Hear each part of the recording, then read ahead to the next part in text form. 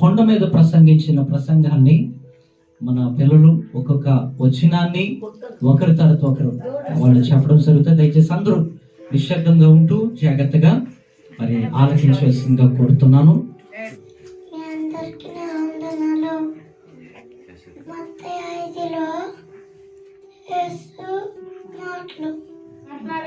దీనిలైన వారు ధనులు పర్లకు రాజు వాడే మత్తయి 5:3. మీ అందరి వందనాలు. మీ అందరికి నా వందనాలు. దుఃఖపడు వారు ధనులు, వారు ఓదార్చబడుదురు. నా వందనాలు. సాత్వికులు గలవారు ధన్యులు, వారు భూలోకంలో స్వతంత్రించుకుందరు.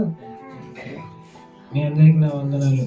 నీతి కొరకు ఆకలి దప్పుగలవారు ధన్యులు, వారు తృప్తి పరచబడుదురు.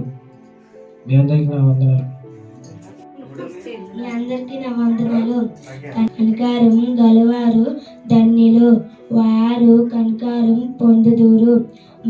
మత్తయి 5:7. మీ అందరికి నా వందనాలు. నా వందనాలు.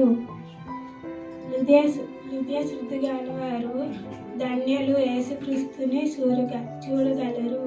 మీ అందరికీ నా వందనాలు.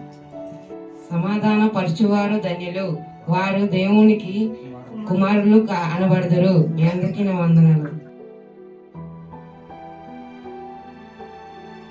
క్రిస్మస్ మరియు నూతన సంవత్సర శుభాకాంక్షలు. క్రిస్మస్ మరియు నూతన సంవత్సరం శుభాకాంక్షలు. క్రిస్మస్ మరియు నూతన సంవత్సరం శుభాకాంక్షలు.